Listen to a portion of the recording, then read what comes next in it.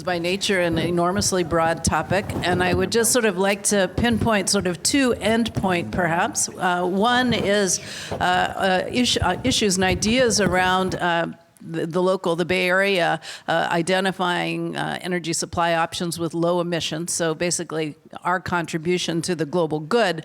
At the same time, I think we also need to think about our energy system and finding a highly reliable, high quality, low emission system that provides excellent quality energy services so that we remain the place of choice for industry to locate major endeavors here. So high quality energy, low greenhouse gas emissions, and I think we need to focus on both of those. Again, this is intended to be highly interactive, and you'll see that it's going to work wonderfully that way. So to kick off the discussion, though, we have 5 experts who are going to offer their opinions on some of the things that are on their mind. The first will be Abby Young from the Bay Area Water Quality Management District. Air quality. Oops, sorry. That was. I'm a water person. What can I say? Ron Cohen, a professor of chemistry and earth and planetary sciences at UC Berkeley. I'm the director of their Berkeley Atmospheric Sciences Center. Jeffrey Greenblatt from Lawrence Berkeley National Laboratory. Their Environmental Energy Technology divisions, heavily involved in state transition plans. Afan Nafi from Senior Energy and Resources Engineer at ARUP. And finally, Peter Joseph of the Citizens Climate Lobby. And after that, Carolyn... got to get her name. Carolyn Verheyen, who's a principal and chief operating officer at MIG, will facilitate the discussion. So thank you and welcome. Thank you, Sally. Thank you very much for attending our session, and I really look forward to working with you and hearing what you have to say after our panelists frame the discussion. We'll get you into table discussions, trying to explore the issues in a little more detail, but more importantly, prioritize some solutions that we can work on together in the Bay Area in the context of CRI. So that's our task this morning. We can go till 12:30. Hopefully you're fueled up enough with some of the morning food so that you can sustain till then, and it should be a very interesting conversation. So 30 minutes of framing by our panelists, 30 or 35 minutes in table discussions, and then a 20 or 30-minute discussion, all of us trying to shape our solutions so that we can report back, actually take our wall graphic there into the large group and report back our progress from today. So again, I'm Carolyn Verheyen with MIG, and I'm assisted by Todd Hara, who will be doing the graphic recording. And I look forward to hearing from our first panelist, Abby Young. Thank you so much. And I was quickly doing the math. It seems like we each have about 5 minutes. Yes. So I'm going to be very focused. And as was mentioned, I'm with the Bay Area Air Quality Management District. I'm in the planning division. So we do regional air quality plans. We also work with local governments on some of their planning. We do CEQA review.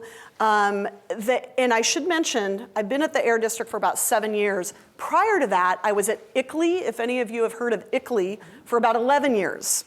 So had a long time working on climate protection from the mitigation standpoint, and primarily working with local governments and trying to implement mitigation programs locally. So that's kind of my perspective. And for the Air District, we are an emission control agency. So we definitely are probably more focused on the mitigation, but we're also a public health agency. So we can't ignore the impacts of climate change, and particularly those impacts that have repercussions to public health. Things like increasing ground level ozone formation as heat rises, the impacts from particulate matter from wildfires, things like this. So in the couple of years to come, we're going to find ourselves getting more and more involved in those types of vulnerability assessments and adaptation activities. But for now, what I thought I would do is talk to you for a few minutes about, now Bruce told me I didn't have to have any answers. Is that right? That's okay. What you're framing. You're looking to this for the answers. I could throw out a lot of problems and challenges, so that's what I'm going to focus on. So one thing that we do is we do a lot of reviewing of local climate action plans. So there are about 50 of the 110 local jurisdictions in our air district have local climate action plans adopted or pending adoption right now. That's a staggering amount. It's very impressive. I'm guessing it's probably the most of any metropolitan region in the country. But those climate action plans have spanned a long timeline. The first ones were adopted in the mid-90s, and they were very different animals from the ones that we're seeing adopted today. They were largely visionary. There wasn't a lot of quantitative analysis that was done. But today what we've got are climate action plans that are really trying to achieve a target and are very focused on implementation. So I've reviewed all 50, and many of those go through the CEQA public review process, so we often review them in a formal way and issue formal comments. And so I thought that I would look to that experience to bring up what I see as the 2 or 3 major mitigation issues that we're seeing. Now, there are many more, of course. These are the ones that I think it's interesting to talk about, so I'd like to throw them out. So the first thing we see is a lot of voluntary measures in these climate action plans.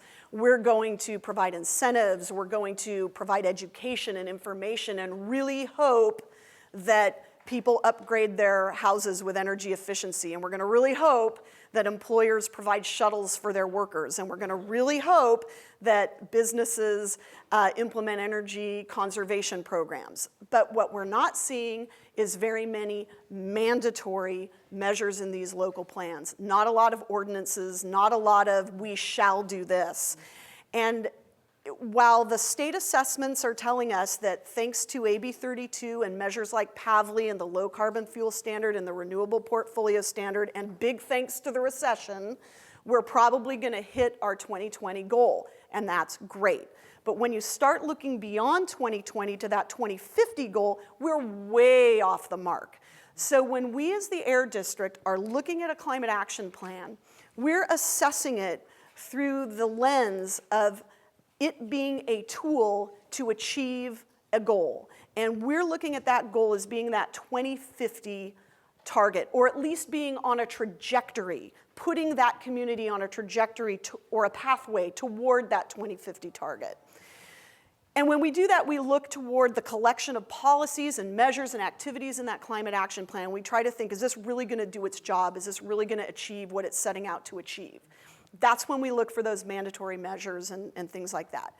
One area where we see a big problem is in the existing built community. A lot of local climate action plans throw all sorts of mandatory measures on things that aren't built yet. New construction is going to be, carbon neutral. New construction is going to have all this great stuff. Well, 70% of the homes in California were built prior to Title 24. We have a huge building stock that is sitting there and is highly inefficient from an energy standpoint. How do we get at that existing building stock? All the great new buildings in the world are not going to help us retrofit that existing building stock, and that's a huge challenge. Things like time of sale ordinances and remodel ordinances that trigger mandatory upgrading is very helpful. We thought we were really headed in the right direction with the property-assessed clean energy programs like Berkeley First. Unfortunately, Fannie Mae and Freddie Mac have kind of squelched that potential in the residential housing market, so we need new solutions. How can we address that existing building stock? That's one challenge I'd like to put out there. The second, and this is so obvious, quickly, I'll just do 2 then.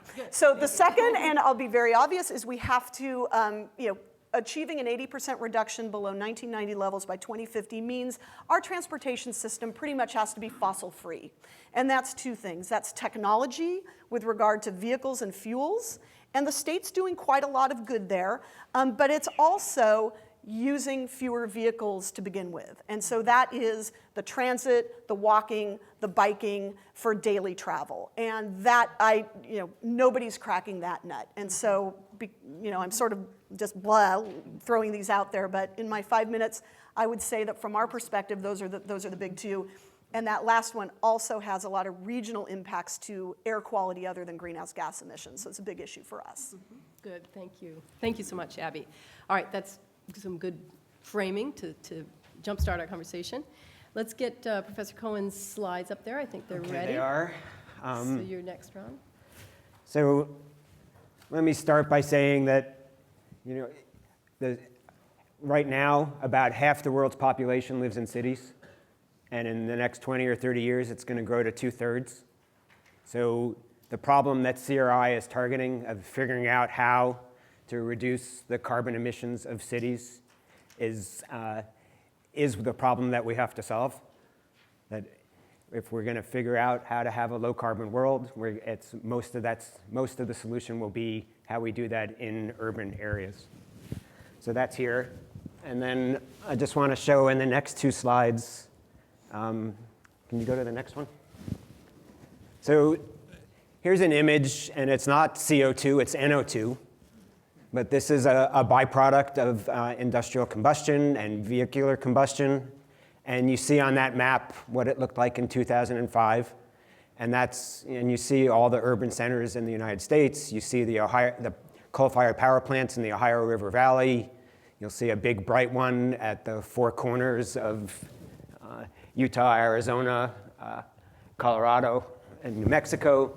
That's two coal-fired power plants, 500-megawatt boilers. You'll notice that single power plant facility has emissions that are comparable to the city of Las Vegas. They were, just as by way of example of what we can do when we put our minds to it, if you look at the next slide in 2011, there's an unbelievably dramatic difference. So you see that the power plants are dramatically reduced. We instituted controls in the intervening years that required all the coal-fired power plants to reduce their emissions, first in summer and now year-round.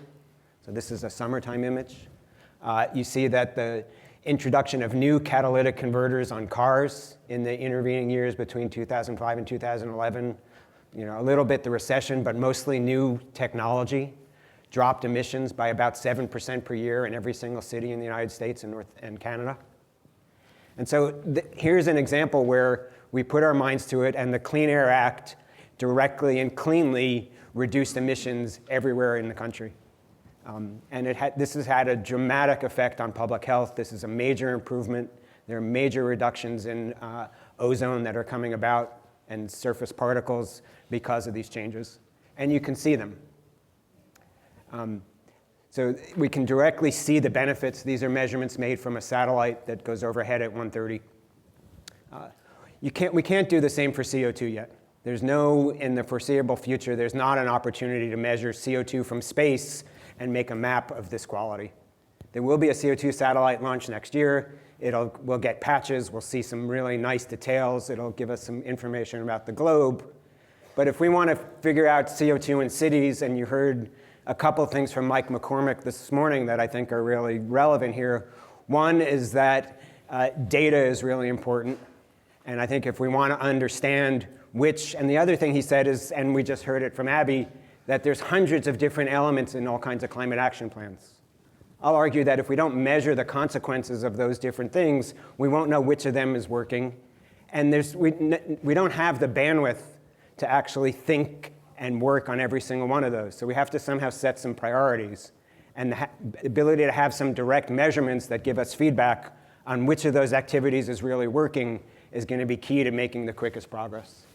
So in the last slide, I'll show you our efforts on this, and I hope to get you thinking about how it is that whatever it is that we do as a Bay Area, we track it in a way with observations in the atmosphere and not just forms that assume we already know the answer. Because it's often in the air quality business, we often find that our assumptions about how the system is going to behave and what really happens aren't the same. And it's only having real-world observations that tells us that we haven't gotten it right in our predictions. So what you see on this side is a network of 20 sensors that we put out in Oakland. It was a partnership with the Chabot Space and Science Center, and more recently with the Air District to add particle sensors to those. But there's a CO2 sensor at every dot in that image. And we just submitted a proposal 2 weeks ago to expand that by to a network of 300 odd sensors, which might be deployed, as one example, as this image here. That was just a graphic to show it. They could be put in other places. But the idea is to measure CO2 at the spatial resolution of the emissions within our communities, so that we can know directly where CO2 is changing, where it's high, where it's low, and show both during the week and on short time scales and then over multiple years how CO2 is decreasing in our community as a result of the policies we put in place. Great. Thank you so much, Ron. Really a good demonstration of how science and data information can both document the problem, but also give us some encouragement when we make progress. So thank you for the uplifting slide for a change, relatively speaking, I should say. All right, our next speaker is Afan Naqvi. He's from ARIP's San Francisco office, and we're delighted to hear your remarks as well.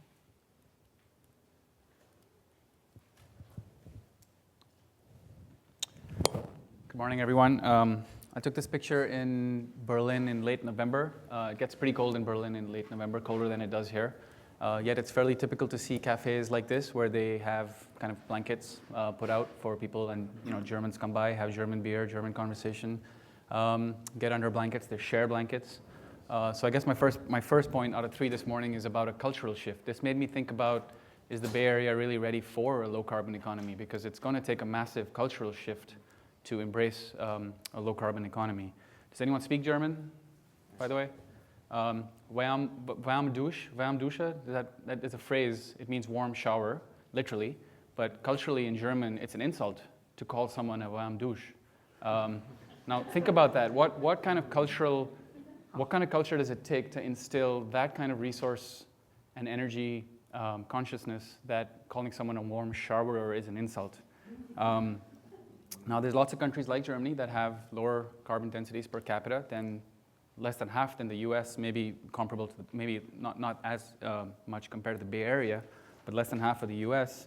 And if you look at why that is, there's a cultural legacy of energy and resource consciousness, and that might have been a top-down curtailment, rationing action, primarily after the World Wars. And again, that made me wonder, is the Bay Area ready for something like that? It could be policy-driven, but I think actually in the Bay Area, it could be a bottom-up action as well. It's where Craigslist was born, bike sharing, car sharing, the sharing economy. I think it's absolutely prime sandbox for where that kind of energy and resource consciousness could grow from the bottom up. And it will mean living in smaller homes, heating them less in the winter, cooling them less in the winter. But that doesn't mean an economy gone primitive. It doesn't mean you're compromising the American way. It can mean a community that's more resistive and resilient to climate change, more engaged. And personally, I'd love to get in the elevator and talk about how short my shower was rather than the weather every single day. 3 minutes 27 this morning, by the way, if anyone's interested. Next slide. I want to talk about integrated infrastructure. Okay, that's my third. Okay. So yeah, are we wasting our infrastructure, public infrastructure, by having a single utilization mode of thinking?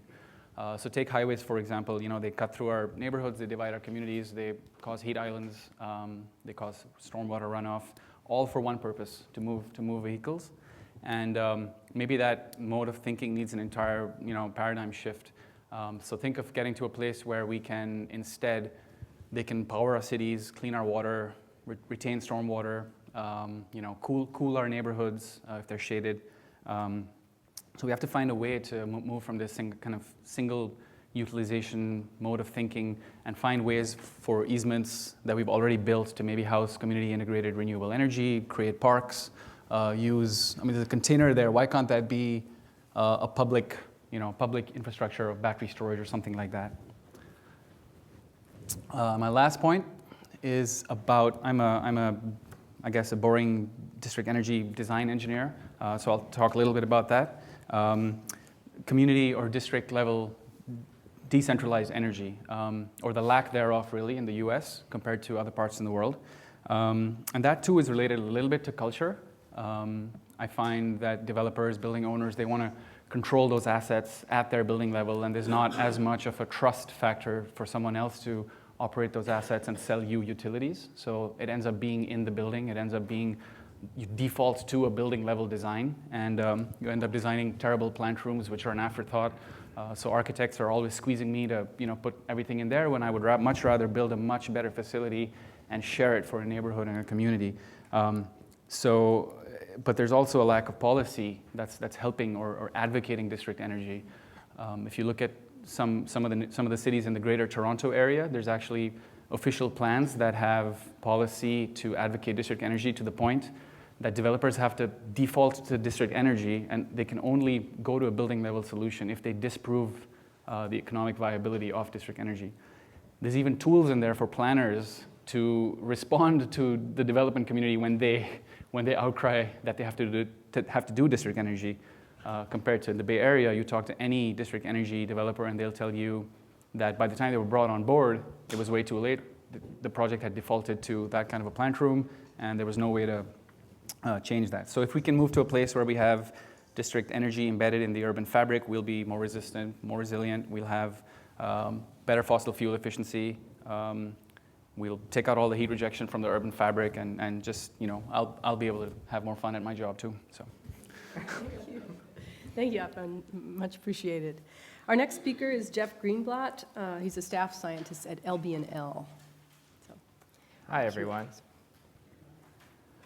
So I've been fascinated by greenhouse gas emissions trajectories, I guess, ever since the Wedges paper came out from Princeton about 10 years ago. And I've been watching closely what's been happening as AB 32 and the governor's executive order were passed back in the mid-2000s.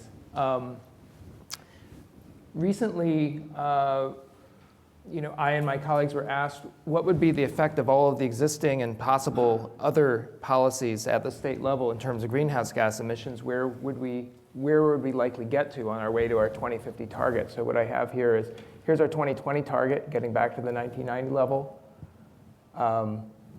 There's our 2050 target, down at an 80% reduction. And what I have are these three curves that show where we might get to with all the existing regulations that are on the books. The purple line shows the additional reductions from achieving all the targets that aren't necessarily mandatory, things like high-speed rail, the building retrofit and efficiency goals that are contemplated, more renewable energy, et cetera. And then if we really get ambitious and start to add a bunch of additional policies, where we'd get. And I think the take-home from something like this, to frame it, first is, wow, we're already doing a lot. I mean, look at what's sort of baked into our trajectory already. Don't pay attention to this so much. This is less discouraging, but this is only what's on the books now, and there's more that's coming through the pipeline. And so I wouldn't expect that this is our fate by any means. It would probably more be an adaptation that starts to get us down this straight line trajectory. So I think that there's a lot of potential for the state and also at the local level to affect change across many different parts of the energy economy over the next several decades. But there's also further that we have to go. So it represents an opportunity for identifying where we can do more, especially where technical innovation is available, or where we don't currently have enough policy. And so what I wanted to say was, using this kind of an exercise is a helpful complement to the type of work, for instance, that Professor Cohen does, direct measurement, because we do have at an aggregate state level a good indication of what our contributions to CO2 and other greenhouse gas emissions, because we have fuel inventories. We have a lot of indirect metrics that can tell us how much methane, N2O, as well as CO2 are being emitted, and we have a good idea of where we are, at least over the next couple of decades. I think if you go to the next slide, I just wanted to show you a different perspective on that. What we're really after, as we were shown in a slide this morning, is the cumulative carbon burden in the atmosphere, and not just an emissions in a particular given year. And so what I have plotted here is our our so-called straight line trajectory out to 2050 in terms of the cumulative amount of carbon, and then those 3 scenarios again. And here you'll now see that the picture's a little different, that yes, we're not doing as well in this sort of first most modest scenario, but scenario 2 actually stays quite below this integrated amount out to about 2040 or so. And then the third scenario is well below this all the way out past 2050. Even though we don't meet that governor's 2050 target in 2050, we were essentially banking a lot of emissions in intervening decades. And so maybe the thing to do is to look at the cumulative emissions, because this is actually the more direct measure of what our climate impact is. So I just wanted to put that in perspective. I guess I wanted to mention in my few minutes here, since the focus of the work that I've been engaged in is mostly on the effect of policies, a lot of the policies that we have in our toolkit, both at the state and local level, are working.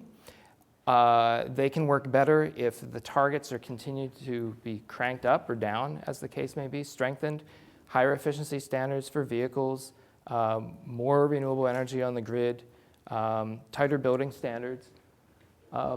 That can get us a lot of the way toward where we want to go. But then there are some other areas where the policy is kind of sitting in a vacuum. And one of them that Abby mentioned earlier is, what do we do about all those existing buildings? And I want to raise the real possibility that maybe we should consider knocking some of them down rather than trying to retrofit them. If the expense is really that much higher to retrofit, that might be the best choice.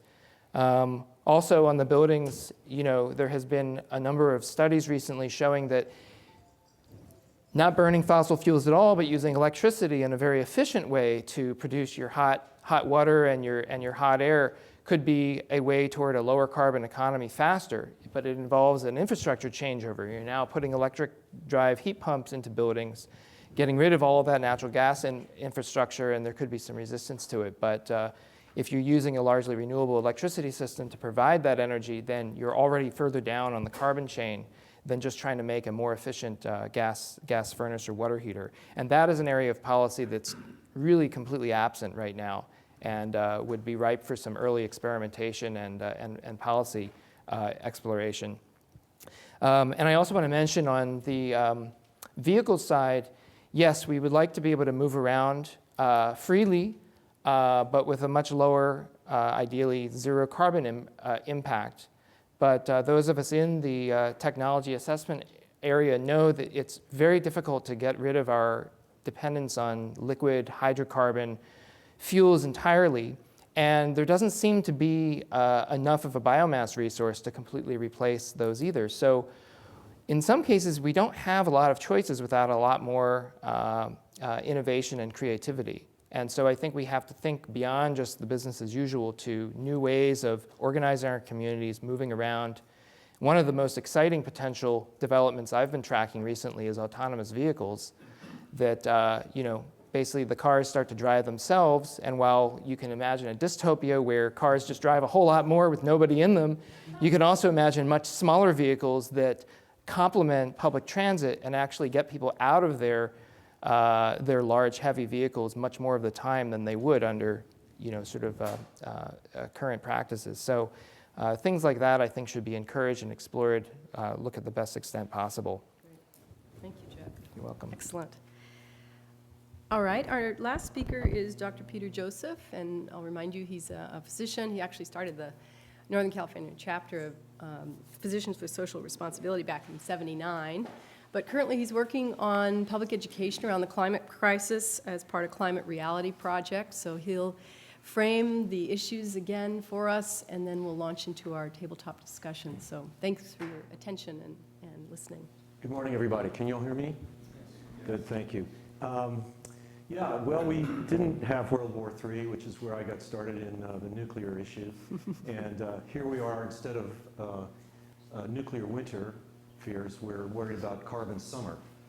And as Jeff Greenblatt just said, we exist and we're doing everything we're doing in a policy vacuum. What does that mean?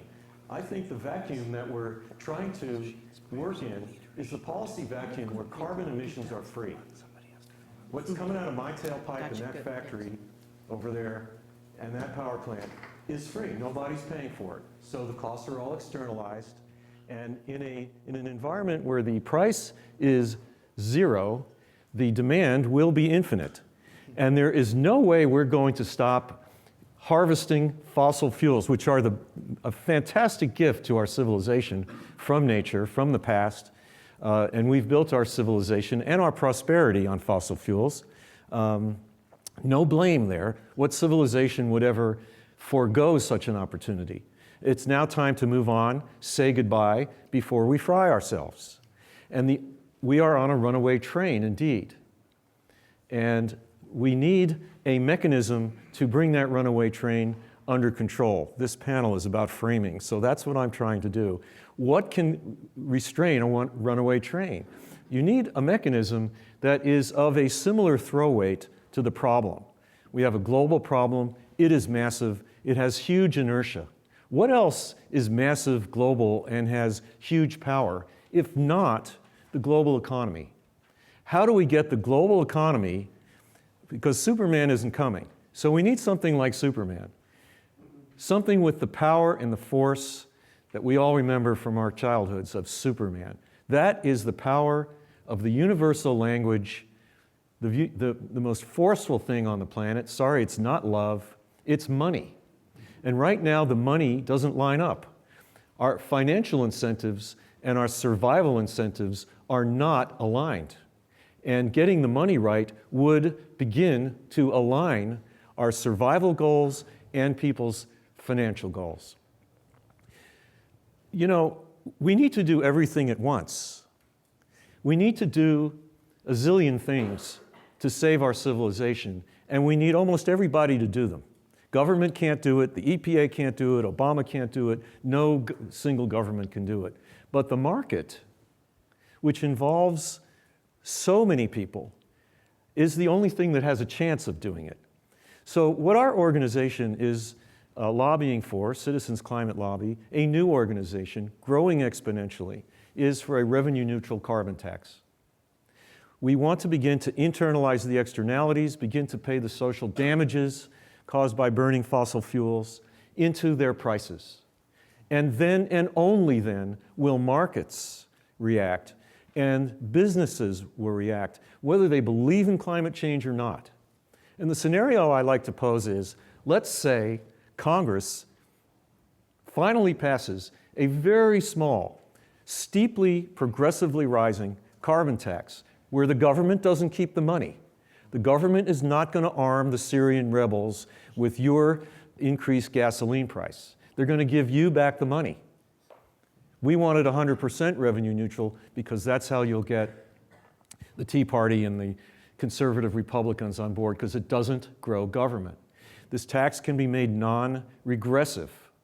The models show most people will do just fine because there's a massive income stream from that. Taxes could be lowered on corporations, on individuals. A check comes in the mail. So let's say Congress passes that tax on Good Friday at 9 o'clock at night so that nobody notices. And the tax is due to start in 2 years. Can someone please tell me what happens on Wall Street when the bell rings the next time? There's going to be a pop. There's going to be a shift. Immediately, the reserves that are in the ground, of which 80% must be left alone, where God put them, my time's up, those reserves will become less valuable, and you will have instantaneous divestment. Why Bill McKibben isn't pushing a carbon tax, which he loves, I don't know. The whole market will shift. And all the projects that you guys are working on, that Dan Miller is working on, that, you will go from a situation where you're bucking headwinds to having the wind at your back, because the whole economy is now going to realize where the future is. You've just created a positive future for everybody to focus on. The revenue-neutral carbon tax is nonpartisan.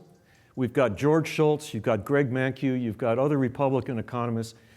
Have you ever heard of economists all agreeing with themselves? No, but they do on this issue, according to the studies. From across the political spectrum, economists of all stripes realize in order to bring carbon emissions under control, we must make them pay their true social costs. And that's what we're trying to do. Thank you. Thank you so much. All right, and how about a round of applause for our 5 panelists? Very good. So they each made, 3 key points to try to frame this issue of moving to a low-carbon economy. And yes, they presented some problems, some opportunities out there, some provocative solutions perhaps, but now we look to you at your tables to really grapple with this and try to come up with some solutions that we could work on together in the context of CRI to address this issue and make some real progress. So the questions that you will entertain at your tables are these. Basically, given the framing on moving to a low-carbon economy, how could the Climate Readiness Institute advance some solutions to meet these challenges? And that is us working together as CRI.